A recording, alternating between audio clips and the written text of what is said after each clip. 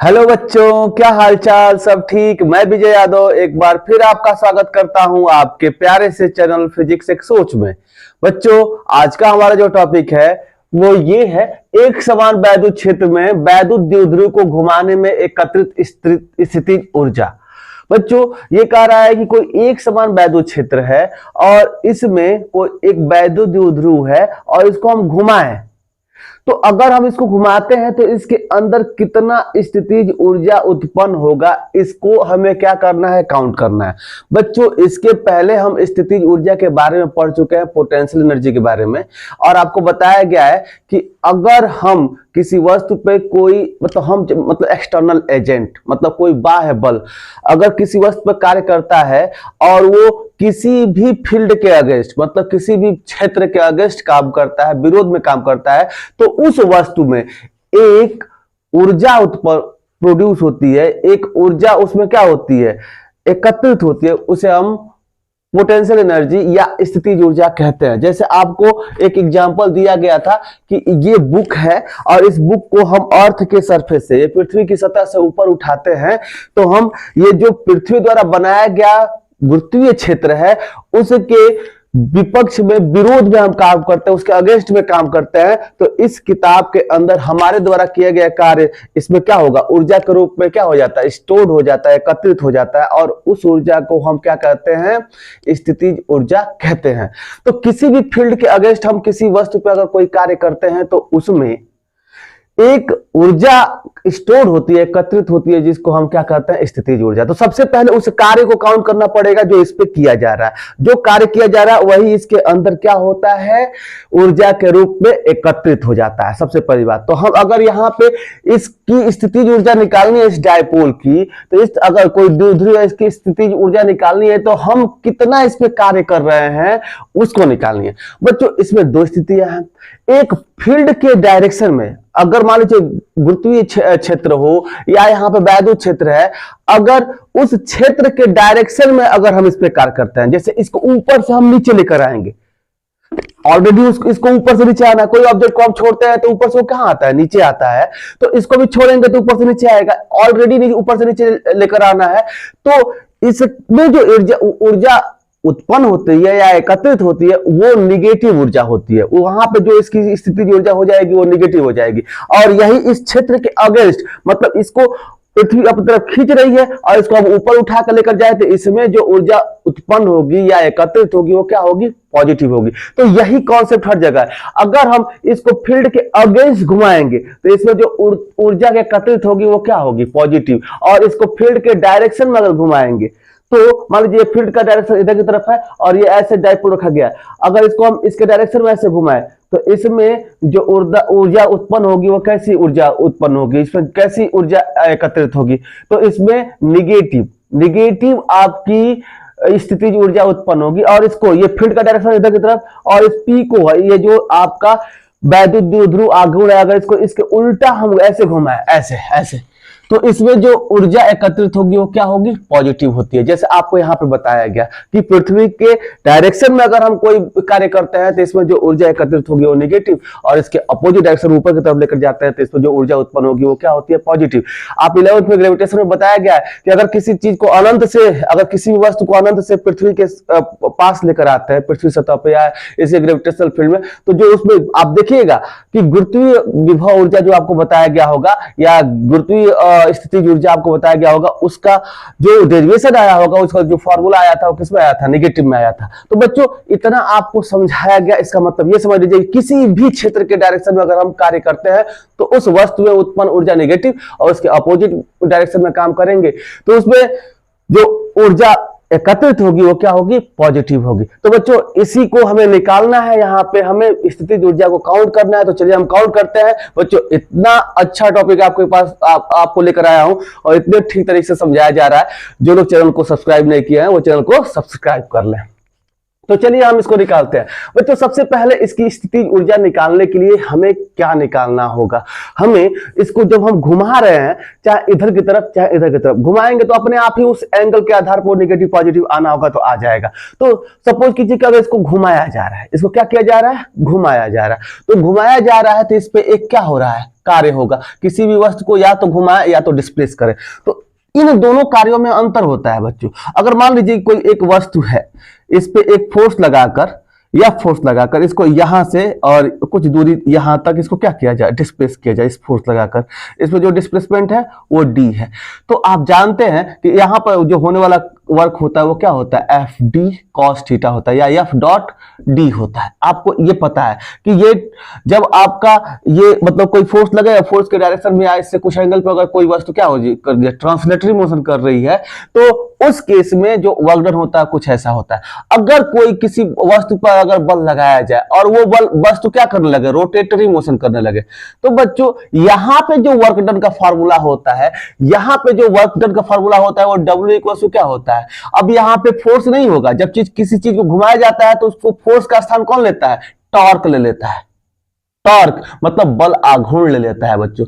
तो ये जब इसको घुमाया जाएगा तो इसमें बल आघूर्ण प्रोड्यूस होगा। तो टॉर्क इनटू जितना एंगल इसको घुमाया गया, ये थीटा को हम क्या कह लेंगे, ये अगर किसी वस्तु को घुमाया जाता है तो उस वस्तु पे किया गया कार्य क्या होता है, टाउ इंटू थीटा। अगर किसी वस्तु को किसी डायरेक्शन में पुल किया जाए या पुश किया जाए तो वहां पे जो वर्क डन होता है वो एफ इंटू डी। आप इस बात को समझ गए होंगे।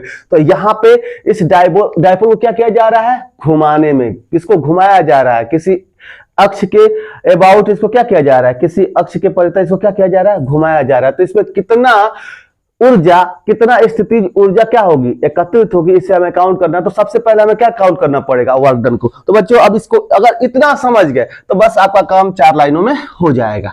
तो चलिए हम सबसे पहले ये देखते हैं, इसमें टाउ आना है। तो आपको पता है इसके पहले वाले टॉपिक में, इसके पहले वाले चैप्टर में आपको ये बताया गया है कि कोई एक समान वैद्युत क्षेत्र है तो उसमें अगर किसी कोई द्विध्रुव को घुमाने पर उस पर टॉर्क कितना लगता है, तो टॉर्क का फॉर्मूला आपको बताया जा चुका है इसके पहले वाले चैप्टर में। तो एक समान वैद्युत क्षेत्र में कोई अगर वैद्युत द्विध्रुव को क्या किया जाए, रोटेट कराया जाए, तो उस पर जो लगने वाला टॉर्क होता है वो कितना होता है बच्चों, टॉर्क इक्वल होता है पीई साइन थीटा। ये बल आघूर्ण जो होता है वो कितना होता है, ये कि कोई भी एक वैद्युत द्विध्रुव है, वैद्युत क्षेत्र में इसको घुमाने पे किया गया, जो इस पे लगने वाला बल आघूर्ण है tau equal to p sine theta होता है। इसको इक्वेशन नंबर हम फर्स्ट मान लेंगे। इसका डेरिवेशन हम कर चुके हैं फर्स्ट चैप्टर में। आपको जब आपको निरक्षीय स्थिति में वैद्युत क्षेत्र की तीव्रता निकालने के बाद जस्ट इसको क्या किया जा गया था, ड्राइव किया गया था। जो लोग नहीं देख पाए हैं जाके उस वीडियो को देखें, प्लेलिस्ट फर्स्ट में इसको बताया गया है, ठीक है। तो चलिए ये तो हो गया, डायरेक्ट वहां से हम लिख देंगे कि जो टॉर्क होता है प्रोड्यूस वो कितना होता है, पी साइन थीटा। बल आघूर्ण जो होता है वो कितना होता है, पी साइन थीटा। अब बच्चों इसको हम क्या करें, धीरे धीरे घुमाएंगे, डी थीटा एंगल करके इसको क्या करेंगे, घुमाएंगे। तो अगर इस डायपोल को हम क्या कर रहे हैं, डी थीटा एंगल पर घुमा रहे हैं, या तो इधर की तरफ या तो इधर की तरफ, किधर की तरफ भी मान लीजिए डी थीटा एंगल पर आप घुमा रहे हैं। तो अब हम कहेंगे द्विध्रुव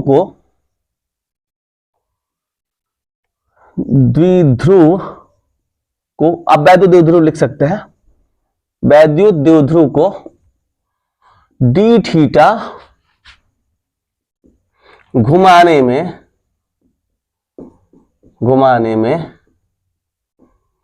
किया गया कार्य। पहले एक ही बार थीटा नहीं घुमाएंगे, डी थीटा घुमाएंगे। तो डी थीटा घुमाने में जब डी लगा है तो जो डी थीटा घुमाएंगे मतलब बहुत हल्का सा इसको घुमाए, तो बहुत हल्का सा घुमाने में जो वर्क डन होगा, जो कार्य होगा बच्चों, वो क्या होगा, बहुत छोटा होगा, बहुत वो भी हल्का होगा। तो अगर बहुत छोटा कार्य लिखना है तो इसके आगे क्या लगाना पड़ेगा, डी डब्ल्यू।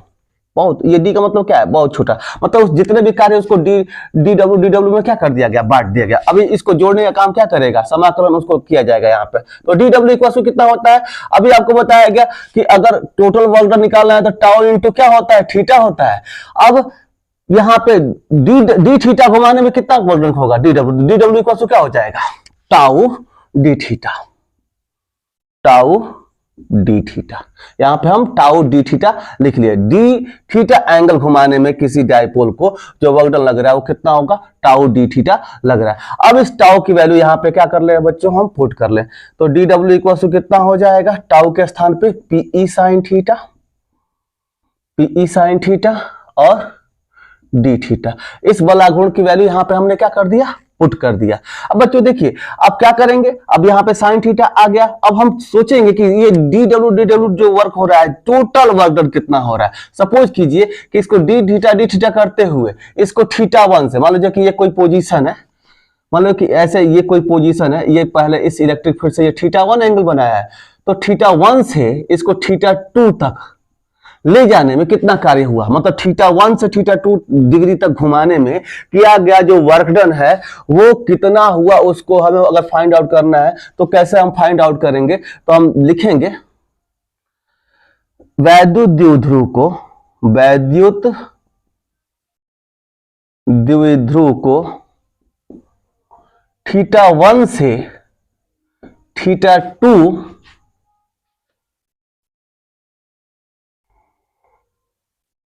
थीटा 1 से थीटा 2 कोण घुमाने में किया गया कार्य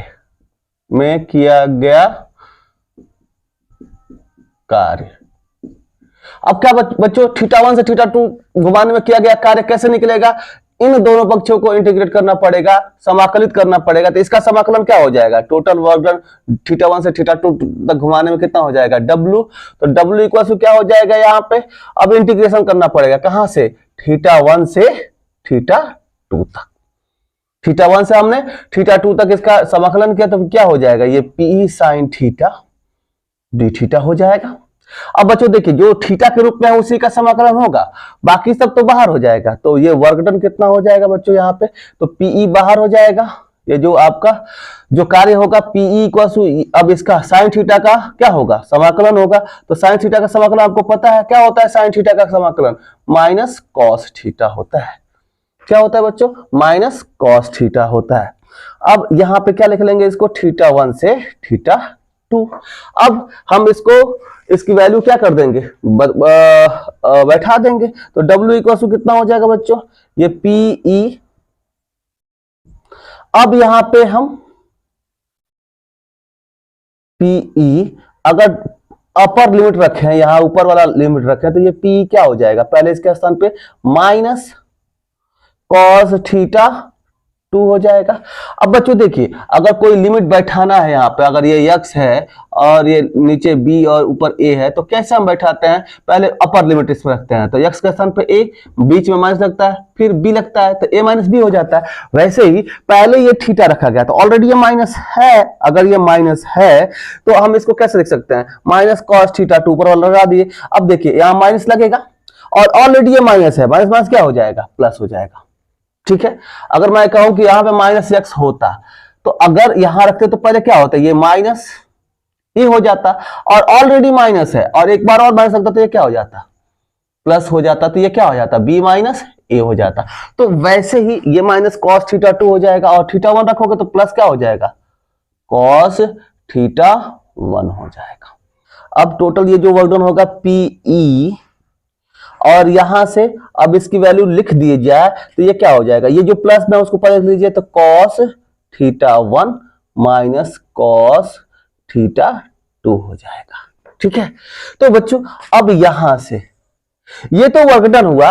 अगर यही जो कार्य किया गया है इस डाइपोल में, इस वैद्युत द्विध्रुव पर ये जो कार्य किया गया है, यही इसके अंदर किसके रूप में स्टोर हो जाएगा, स्थितिज ऊर्जा के रूप में क्या हो जाएगा, एकत्रित हो जाएगा। तो लिखेंगे वैद्युत द्विध्रुव में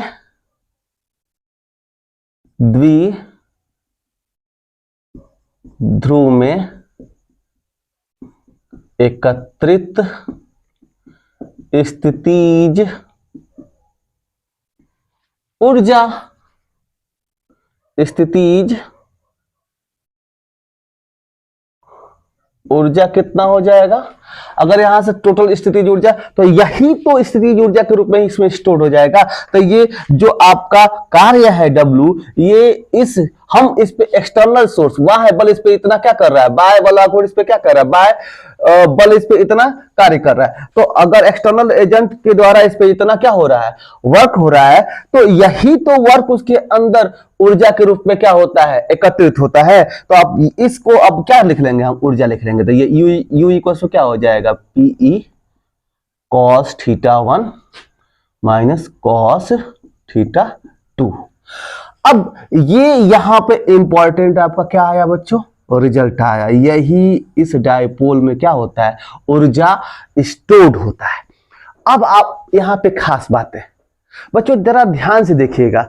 अगर ये ऑलरेडी डायपोल इससे कितना डिग्री बनाता, एंगल 90 डिग्री का बनाता, मतलब आप ये सपोज कीजिए, ये फिगर तो आप पॉज करके बना ही लीजिए। अब इसमें मैं आपको कुछ समझाने वाला हूं। अब ये फाइनली ये आपका स्थितिज ऊर्जा आप निकाल चुके हैं कि कितना स्थितिज ऊर्जा इसके अंदर क्या होगा, स्टोर होगा जनरल केस में। अब कुछ स्थितियां पढ़ेंगे कि मान लीजिए कि पहले ये बिल्कुल इस वैद्युत क्षेत्र की दिशा में हो और इसके अपोजिट दिशा में अगर मूव कराएं तो ये वैद्युत स्थितिज ऊर्जा इसमें किस प्रकार से उत्पन्न होगा। अगर ये मान लीजिए इसे परपेंडिकुलर डिग्री में हो और इसके डायरेक्शन में अगर हम क्या कराएं, मूव कराएं, तो इसमें कैसे वैद्युत स्थितिज ऊर्जा क्या होगा, उत्पन्न होगा। इसको हम देखते हैं। तो आप अगर किसी जनरल थीटा, मान लीजिए कि थीटा 1 से थीटा 2 डिग्री तक इसको घुमाया गया, तो जनरल एक फॉर्मूला आया आपका किसका, वैद्युत स्थितिज ऊर्जा का। इसमें मतलब कि स्थितिज ऊर्जा का आपने फॉर्मूला निकाला पी कॉस थीटा 1 और cos theta 2। Cos theta 1 cos theta 2 को कैसे लिखेंगे, और उस केस में ये स्थितिज ऊर्जा कब पॉजिटिव आ जाती है, कब नेगेटिव आ जाती है, अब हमें देखना है। तो पहला केस अगर हम आपसे कहें, मान लीजिए कि ये जो डायपोल है, इनिशियली ये जो डायपोल है इस कुछ थीटा एंगल पर नहीं है और थीटा 1 से थीटा 2 तक नहीं घुमाया गया। मान लो कि इनिशियली ये जो थीटा 1 है वो सपोज कीजिए कि 90 डिग्री, मतलब कि ये जो डायपोल है कुछ ऐसे है, यहां पे माइनस क्यू चार्ज है और यहां पे प्लस क्यू चार्ज है। पी का डायरेक्शन इधर की तरफ, पी मतलब वैद्युत द्विध्रुव आघूर्ण। हमेशा जानते हैं कि नेगेटिव आवेश से पॉजिटिव आवेश की तरफ किसका डायरेक्शन होता है, पी। और इलेक्ट्रिक फील्ड का डायरेक्शन किधर की तरफ, इधर की तरफ, ये ई का डायरेक्शन। अब देखिए दोनों, अगर यहां पर 90 डिग्री पे है, ठीक है 90 डिग्री पे है, तो अगर ये थीटा 1 कितना हो आपका 90 डिग्री हो और इसको वैद्युत क्षेत्र की दिशा में घुमाया गया, मान लो कि यहाँ पे ये जो वैद्युत द्विध्रुवी की बात, तो यहाँ पे ये स्थिति इसकी कर दी गई, यहाँ पे कुछ ऐसे हो गया ये डायपोल। माइनस क्यू चार्ज यहाँ पे आ गया और प्लस क्यू चार्ज यहाँ पे आ गया। पहले ये जो 90 डिग्री बना रहा था, अब ये थीटा 2 कितना पे आ गया, थीटा 1 तो 90 है और जो थीटा 2 है वो कितना पे आ गया, थीटा पे आ गया। 90 से कितने डिग्री तक इसको घुमाया गया, थीटा डिग्री तक घुमाया गया। ध्यान देने वाली बात है बच्चों कि इसको इस केस में पहले ही ये जो वैद्युत द्विध्रुव है वो वैद्युत क्षेत्र से 90 डिग्री पे है और हम क्या कर रहे हैं, इसको वैद्युत क्षेत्र के दिशा में हम क्या कर रहे हैं, घुमा रहे हैं। तो इस केस में अभी आपको बताया कि किसी भी क्षेत्र की दिशा में अगर आप किसी कोई कार्य करते हैं तो उसमें जो स्टोर्ड एनर्जी होती है, जो एकत्रित स्थितिज ऊर्जा होती है, वो क्या हो जाती है, निगेटिव। तो यहां पर भी आप देखेंगे कि निगेटिव आएगा। तो अगर cos थीटा 1 आपका पैरा इनिशियली एक किधर की तरफ है, 90 डिग्री बनाया, तो cos थीटा 1 90 है और थीटा 2 किसके बराबर हो जाए, थीटा के बराबर हो जाए, तो ये पोटेंशियल एनर्जी U किसके बराबर हो जाएगी, पीई cos थीटा cos 90 हो जाएगा। तो cos 90 की वैल्यू कितनी होती है, यहां पर थीटा 1 के स्थान पर 90 रखेंगे तो cos 90 माइनस cos थीटा हो जाएगा और यहां पर जब लिखा जाएगा तो ये पीई, और इस केस में cos 90 की वैल्यू 0 और माइनस cos थीटा हो जाएगा। तो इस केस में u इक्वल टू आपका क्या क्या क्या हो जाएगा, माइनस पीई cos थीटा।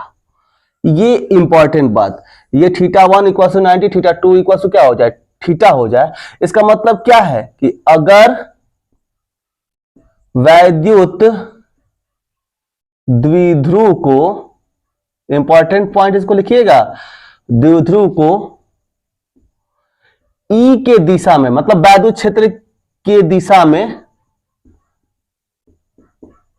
घुमाया जाए।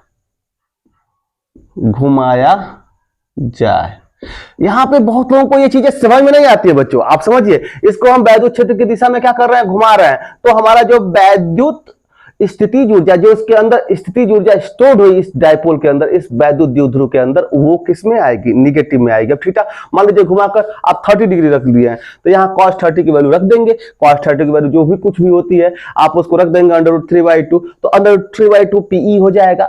cos अगर मान लीजिए 0 है तो आप ऐसे यहां से 90 से 0 तक कर दिए तो cos 0 की वैल्यू 1 हो जाती है, तो उस केस में जो इसके अंदर एनर्जी स्टोर्ड होगी वो निगेटिव कितनी हो जाएगी? -PE हो जाएगी। अब इसके उल्टा अगर इसके दूसरा केस है कि अगर ऑलरेडी ये 0 पे हो, मतलब इस तरह से ये डायपोल, ये +Q इधर यहां पे हो और ये -Q इधर हो और इसको इसके विपरीत दिशा में घुमाए, तो उसमें देखिए कैसे पॉजिटिव आ जाता है, उस एंगल को हम निकालते हैं। तो चलिए ये पॉज करके आप लिख चुके होंगे, ऊपर मैं इस चीज को समझाता हूं।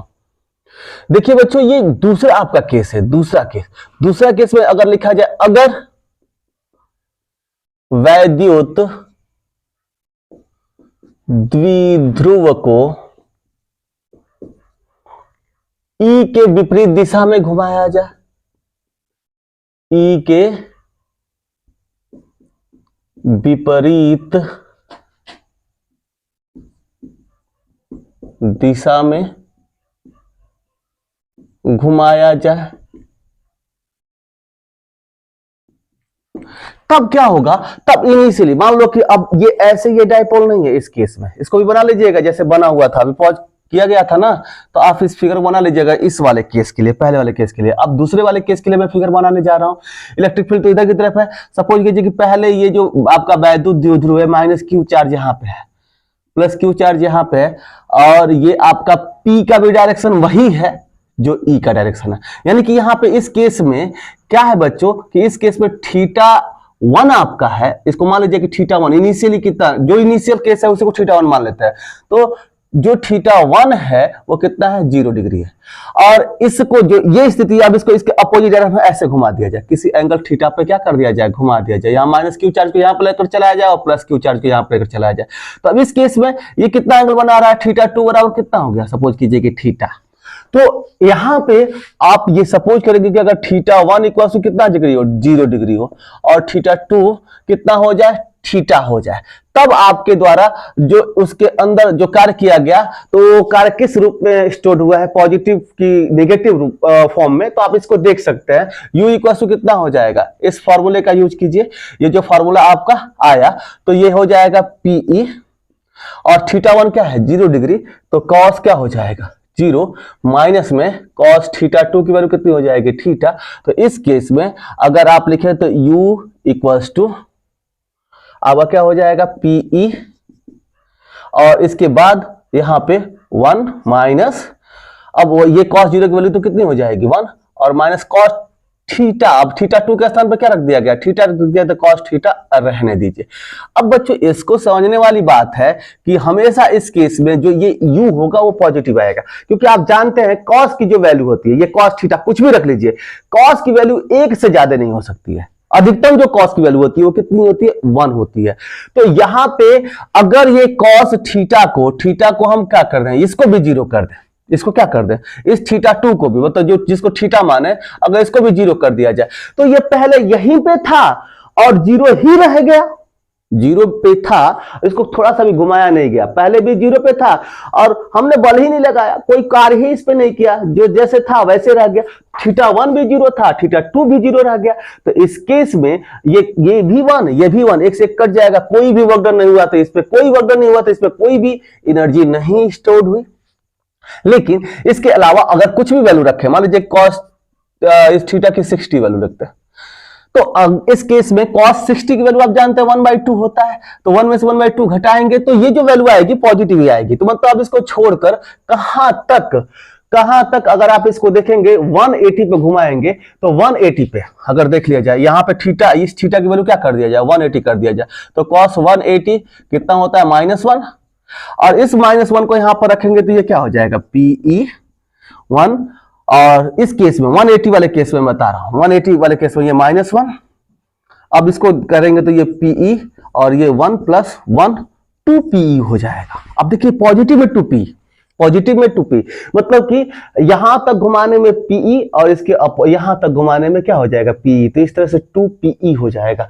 तो अगर इस केस में इसको 0 से 180 तक घुमाया गया तो पॉजिटिव जो वर्क डन होगा वो क्या हो जाएगा, पॉजिटिव 2pe हो जाएगा। और वैसे ही उल्टा पूछ दिया जाए कि इसको 180 से, अब ऐसे ऐसे है पहले ये, अब 180 से इसको फील्ड के डायरेक्शन में ऐसे घुमाया जाए तो कितना वर्क डन होगा, तो वो 2pe ही होगा। यहां से आप इस फॉर्मूले को निकाल सकते हैं, 2pe ही होगा। यहां पे क्या हो जाएगा, 180 cos θ1 क्या होगा, 180 रखेंगे और θ2 को क्या लिख देंगे, 0 रख देंगे। तो इस फॉर्मूले में अगर आप देख लीजिए तो ये माइनस में 2pe आ जाएगा। cos θ1 कितना, cos θ1 की वैल्यू अगर यहां से u निकालना चाहे और इसको उल्टा घुमाना चाह रहा है, ऐसे पर 180 रखना चाह रहे हैं, तो इनिशियल θ1 कितना हो जाएगा, pe cos 180 माइनस cos 0, 180 से 0 तक लेकर गया तो θ1 180, θ2 कितना 0, तो u इक्वल टू कितना हो जाएगा, pe cos 180 की वैल्यू -1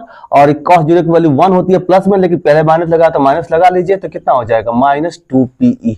तो आप देख सकते हैं बच्चों, अगर कोई डाइपोल हो और बिल्कुल उसको ये पॉजिटिव इधर और ये नेगेटिव इधर रखा गया हो, मतलब कि अगर ये पॉजिटिव इधर है नेगेटिव इधर है तो इसका जो इलेक्ट्रिक डाइपोल मोमेंट इधर की तरफ है और इलेक्ट्रिक फील्ड इधर की तरफ है, मतलब कि अपोजिट रखा गया, एंटी पैरेलल अगर कोई डाइपोल रखा गया है और उसको हम अपना बल लगाकर क्या कर रहे हैं, उसके पैरेलल कर रहे हैं, तो जो इसके अंदर वैद्युत स्थितिज ऊर्जा या आप ये सिंपल जो स्थितिज ऊर्जा इसमें जो उत्पन्न होगी वो कितनी हो जाएगी, -2pe होगी अगर फील्ड के डायरेक्शन में मूव करा रहे हैं। और वैसे ही यहाँ पे आप देख रहे हैं अगर 0 है और θ2 कितना कर दीजिए, θ2 की वैल्यू कितनी कर दीजिए, 180 कर दीजिए, तो वहां पे 180 रखेंगे, cos 0 तो 1 हो जाएगा, इसका 180 तो -1 प्लस हो जाएगा 2pe हो जाएगा। तो ये केस आप बना कर चाहे तो लिख सकते हैं। ये तो θ1 कहीं भी कर दीजिए, θ1 0 और θ2 थीटा ले लीजिए तो कोई भी जनरल फॉर्मूला हो गया। और यहाँ पे अगर आप देख सकते हैं तो मैक्सिमम उसमें कितनी स्थितिज ऊर्जा उत्पन्न हो सकती है, तो मैक्सिमम यही 2pe के बराबर इसमें उत्पन्न होगी। तो तीसरा एक केस बना लीजिए कि अगर θ1 इक्वल टू कितना हो, 0 हो और θ2 कितना हो जाए, 180 हो जाए, तो इस केस में अगर आप ये निकालना चाहें तो ये pe हो जाएगा, ये 1 थीटा cos 0 की वैल्यू 1 थी तो 1 है माइनस में cos इस θ2 की वैल्यू, अब मान लीजिए कि θ1 0 रखा है, इसी में देख लीजिए, ये तो एक जनरल फॉर्मूला बनाया गया था, अब इस चीज को इसी में, तो यही तो आपका जनरल फॉर्मूला है। तो pe cos θ1 मतलब cos 0 की वैल्यू क्या हो जाएगी 1 और θ2 के स्थान पर हम क्या लिखेंगे 180, तो cos 180 की वैल्यू -1, तो अब यहाँ पे -1 लिख लीजिए, तो ये कितना हो जाएगा pe इंटू 1 + 1, यानी कि इस केस में u इक्वल टू कितना हो जाएगा 2pe। तो इसमें मैक्सिमम इसमें क्या हुआ, स्टोर्ड हुआ क्या आपका स्थितिज ऊर्जा। और ये जो केस है अगर ये बिल्कुल इसके अपोजिट 180 से 0 डिग्री पर लेकर गए हैं तो इसमें मिनिमम मतलब कि ये यहाँ पर अगर चाहे तो एक केस बना सकते हैं, उसमें -2pe। आपने ये देखा केस, इसको मान लीजिए कि ये कोई आप फोर्थ केस मान लीजिए कि θ1 अगर 180 हो और θ2 आपका कितना हो जाए 0 कर दिया जाए, तो 180 से अगर 0 की तरफ लेकर जा रहा है तो जो आपका पोटेंशियल एनर्जी होता है स्टोर्ड उस डाइपोल में वो -2p हो जाएगा। तो इस इतना डिस्कशन का मतलब क्या बच्चों कि अगर हम किसी भी फील्ड के डायरेक्शन में अगर किसी डाइपोल को घुमाते हैं, अगर वैद्युत क्षेत्र की दिशा में उसको घुमाते हैं तो उसमें जो स्थितिज ऊर्जा उत्पन्न होगी वो कितनी होगी, वो उसके डायरेक्शन में है इसलिए उसमें जो उत्पन्न स्थितिज ऊर्जा होगी वो नेगेटिव में होगी। और उसके उल्टा डायरेक्शन में, उसके अपोजिट डायरेक्शन में क्या किया जा रहा है, उसको अगर रोटेट कराया जा रहा है तो उसमें जो एकत्रित आपकी स्थितिज ऊर्जा होगी वो क्या होगी, पॉजिटिव होगी। तो एक और खास बात, जैसे कि अभी आपने यहाँ पे ये स्थितिज ऊर्जा यहां से क्या किया, काउंट किया और ये सारे केसेस यहाँ पे आपने पढ़ा। अभी आपको स्टार्टिंग में जब बताया गया है तो यही तो बताया गया है कि इस द्विध्रुव पर, इसको मिटा रहा हूं, इसको आप लिख चुके होंगे, इस द्विध्रुव पर जो टोटल कार्य होता है, इसके ऊपर जो एक्सटर्नल एनर्जी बाह्य बल जो इस पे टोटल कार्य करता है वही इसके अंदर किसके रूप में स्टोर हो जाता है? स्थितिज ऊर्जा के रूप में स्टोर हो जाता है। तो बच्चों किसी बुक में डायरेक्ट उस कार्य को ही दिया है, ये पूछ दिया है। जैसे आप कुमार मित्तल के बुक को पढ़ेंगे तो कुमार मित्तल में ये कहा गया है कि अगर किसी भी वैद्युत द्विध्रुव को घुमाएं तो उसको घुमाने में किया गया कार्य कितना होगा। तो घुमाने में जो किया गया कार्य है वही तो उसके अंदर वैद्युत स्थिति ऊर्जा के रूप में स्टोर हो गया है। तो किया गया कार्य कितना है, उसी कार्य को तो ये यू लिखा गया था, जो डब्ल्यू आया था, यही तो आपका डब्ल्यू कितना आया था? P E cos theta 1 minus cos theta 2 आया था। तो एक्चुअली ये उस पे किया गया कार्य है। अगर आपको पूछा जाए कि अगर किसी एक समान वैद्युत क्षेत्र में कोई वैद्युत द्विध्रुव है तो उसको थीटा 1 से थीटा 2 तक घुमाने में किया गया कार्य कितना होगा, तो किए गए कार्य का फॉर्मूला आप वहीं पर छोड़ सकते हैं। और उसके आगे पूछ दिया जाए कि ये तो उस पर किया गया कार्य है किसी भी एक्सटर्नल सोर्स के द्वारा या किसी बाह्य बल के द्वारा, अगर ये पूछा जाए कि उसके अंदर कितना स्थितिज ऊर्जा स्टोर हुआ, तो जो आपने कार्य किया, अभी इसके आगे मैं जब डेरिवेशन करा था तो ये डब्ल्यू ही निकाला था और बताया था कि यही इसके अंदर किसके रूप में एकत्रित होगा, वैद्युत द्विध्रुव के अंदर एकत्रित स्थितिज ऊर्जा यही कार्य के बराबर ही होगा। यहाँ पे मैं ये कार्य डब्ल्यू निकाला था। तो कार्य अगर पूछे तो यहीं तक आप उसको क्या कर देंगे, छोड़ देंगे। और डिफरेंट स्थितियां पूछे कि अगर मान लीजिए कि 0 डिग्री से 180 तक घुमाने में कितना कार्य किया गया, तो 0 से 180 घुमाने में 2 पीई कार्य हो जाएगा, और 180 से 0 डिग्री तक घुमाने में कितना कार्य हो जाएगा। तो जैसे जैसे यहाँ पे मैंने वैल्यू रखा वैसे वैसे आप रख के निकाल सकते हैं 4 स्थितियां। 90 से 0, 0 से 90, 180 से 0 और 0 से 180 करने में वही आप देख सकते हैं कि 90 से 0 करेंगे तो माइनस पीई हो जाएगा, 0 से 90 करेंगे तो प्लस पीई हो जाएगा, 180 से 0 करेंगे तो माइनस 2 पीई हो जाएगा, और इसके अपोजिट डायरेक्शन में 0 से 180 करेंगे तो प्लस 2 पीई हो जाएगा। तो आपने ये सारे केसेस में ये आप देखिए 0 से 180 किए हैं तो प्लस 2 पीई स्थितिज ऊर्जा आया, तो यानी कि कार्य कितना किए होंगे, 2 पीई के बराबर ही किए होंगे। तो आप डिफरेंट स्थितियों में कार्य भी निकाल सकते हैं। तो आपके कुमार मित्तल के बुक में ये कार्य निकाला है, तो आप घबराने वाली कोई बात नहीं है। जो उस पे एक्सटर्नल सोर्स कार्य करता है वही उसके अंदर वैद्युत स्थितिज ऊर्जा के रूप में क्या हो जाता है, स्टोर हो जाता है। क्योंकि हम कार्य करते हैं तो हमारे कार्य में क्या, हमारे ऊर्जा में क्या होती है, कमी आती है, और जो हमारी ऊर्जा में कमी आती है वही उसके अंदर स्थितिज ऊर्जा के रूप में क्या हो जाता है, एकत्रित। अब हमको लग रहा है कि आपको सारी चीजें क्या हो चुकी होंगी, क्लियर हो चुकी होंगी। तो बच्चों इस वीडियो में बस इतना ही, अगले वीडियो में मिलते हैं। अगर आपको ये वीडियो अच्छा लगा हो तो वीडियो को क्या कीजिए, लाइक कीजिए और चैनल को सब्सक्राइब कर ले। तो आज के लिए बस इतना ही, बाय बाय, टाटा।